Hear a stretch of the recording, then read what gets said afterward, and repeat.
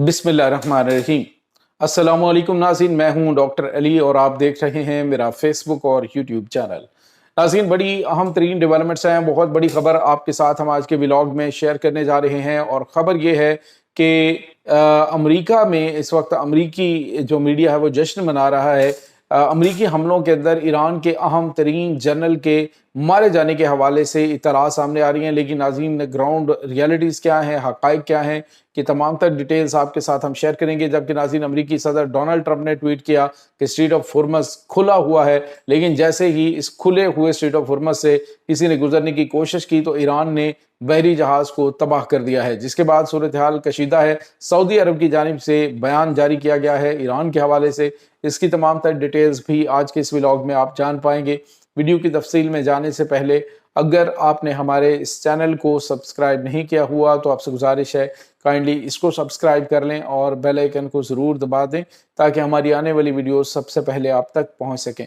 नाज़रीन, हम आपके शुक्रगुजार हैं जो आप हमारे वीलॉग्स को देखने के लिए वक्त निकालते हैं और कमेंट सेक्शन में अपनी मोहब्बतों का इजहार भी करते हैं। नाज़रीन, इस वक्त सूरत हाल बड़ी तेज़ी से बदल रही है, मामलात खासे खौफनाक शक्ल इख्तियार कर रहे हैं। इस वक्त नाज़रीन, ईरान और अमेरिका के दरमियान जारी जंग में जो ताबड़तोड़ हमले दोनों तरफ से हो रहे हैं, इनमें होने वाले नुकसानात के हवाले से दोनों ममालिक की तरफ से डिफरेंट किस्म के दावे किए जा रहे हैं। ईरानी मीडिया कुछ क्लेम कर रहा है जबकि अमेरिकन मीडिया जो है वो कुछ और क्लेम कर रहा है। तो इस वक्त दोनों तरफ से बड़े बड़े दावे तो किए जा रहे हैं, लेकिन ग्राउंड रियलिटीज़ क्या हैं, ये कुछ ग्राउंड के ऊपर मौजूद हमारे सोर्सेज जो हैं उनसे हम मालूम कर रहे हैं। लेकिन एक बात याद रखिएगा कि जब जंग चल रही होती है, जब मामलात हो रहे होते हैं, तो उस वक्त एक के बाद एक नई डेवलपमेंट आ रही होती है। तो इसमें जो पहली डेवलपमेंट है शायद वो अभी आप देख ही रहे हों, तो कुछ नई डेवलपमेंट आ चुकी हो या उस हवाले से कुछ नई चीज़ें जो हैं वो हो रही हों। खबर ये आ रही है नाज़रीन इस वक्त कि अमरीकी मीडिया की जानिब से, सोशल मीडिया की जानिब से ये क्लेम किया जा रहा है कि अभी जो हमले किए गए हैं अमरीका की जानिब से, उसमें ईरान की जो पासरान इनकलाब है उनके अहम तरीन कमांडर जनरल अहमद वहीदी, जो कि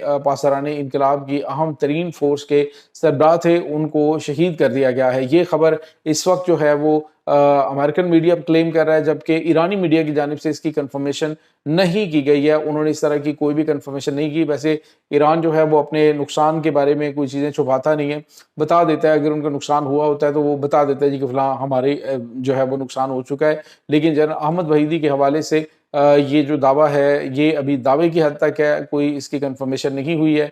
याद रहे नाज़रीन के ईरान के supreme leader Ayatollah Sayyid Ali Khamenei के जनाजे के अंदर अहमद वहीदी साहब जो हैं उनको देखा गया था काफ़ी टाइम के बाद। इसी तरह से जो जनरल ज़ुल्फ़िकारी हैं उनको भी इसमें देखा गया और कुछ और भी अहम तरीन जनरल्स हैं जिनको वहाँ पे पहली मरतबा मंज़र आम पे देखा गया।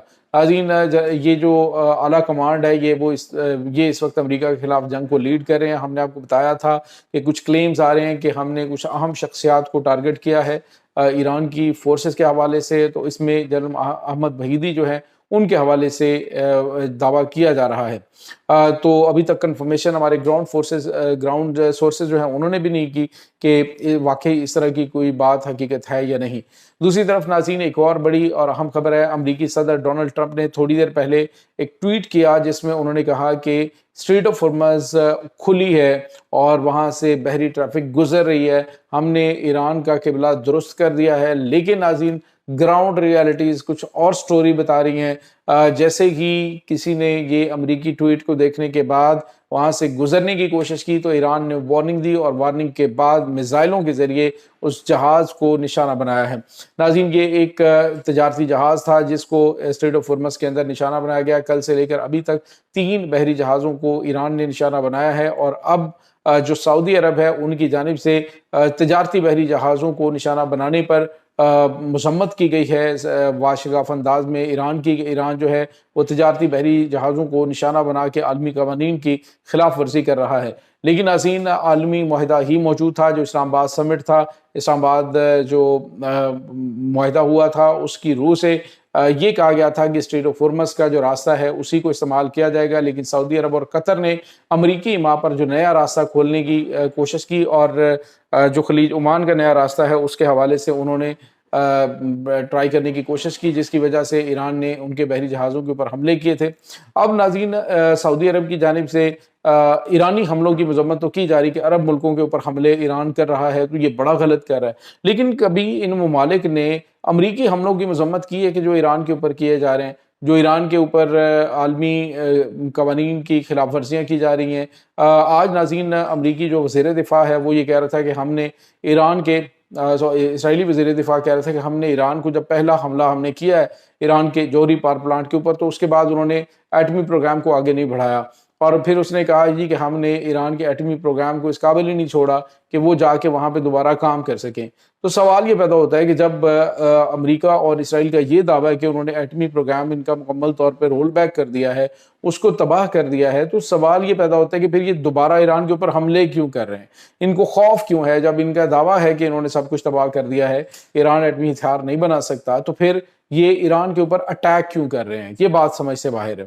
اور دوسری طرف ناظرین آپ کو یہ بھی بتاتے چلیں کہ اس وقت جو سچویشن مڈل ایسٹ میں بنی ہوئی ہے وہ بس ایسی ہے کہ عرب ممالک جو ہیں ان کو دھکیلنے کی کوشش کی جا رہی ہے۔ عرب ملکوں کی طرف سے مذمتی بیانات تو آئیں گے، لیکن ناظرین اس میں باقاعدہ طور پہ جنگ میں شامل ہونے کے چانسز بڑے کم ہیں، کیونکہ سب نے دیکھ لیا کہ امریکی ایئر بیسز جو ہیں ودن نو ٹائم ایرانی میزائلوں کا نشانہ بن کے جلنے لگتی ہیں۔ وہاں پہ جو ان کی ایئر فورس کے طیارے ہیں، ان کے جو ڈرونز ہیں وہ آنے واحد میں تباہ و برباد ہو جاتے ہیں۔ تو عرب ملک تو یہ جو ہے وہ بالکل افورڈ ہی نہیں کر سکتے، اور اسی وجہ سے وہ بیانات دیں گے۔ قطر بھی بیانات دے گا، بحرین بھی، عمان بھی، اور سعودی عرب بھی دے گا، لیکن عملی طور پہ ایران کے خلاف حملوں میں شامل ہونے کے حوالے سے چانسز بڑے کم ہیں۔ اس کی وجہ ایران کی ایک تو بڑھتی ہوئی طاقت، اور دوسرا امریکہ کے ان ارادوں کو بھی یہ ممالک بھانپ چکے ہیں کہ اگر خطے کے اندر امریکہ کی موجودگی رہی تو خطے کے اندر اٹیکس بھی ہوتے رہیں گے اور مڈل ایسٹ اسی طرح سے جلتا رہے گا۔ اس لیے یہ ممالک جو ہیں وہ اب تھوڑا تھوڑا امریکہ سے پیچھے بھی ہٹنا شروع ہو چکے ہیں۔ اپنی جو دفاعی پیداوار ہے یا اپنی دفاعی صلاحیتیں ہیں وہ خود پروڈیوس کرنے کے حوالے سے بھی کچھ چیزیں ہو رہی ہیں پاکستان اور ترکی کے ساتھ مل کر، اور کچھ نئی ڈیفنس انڈسٹریز جو ہیں وہ لگانے کی باتیں ہو رہی ہیں۔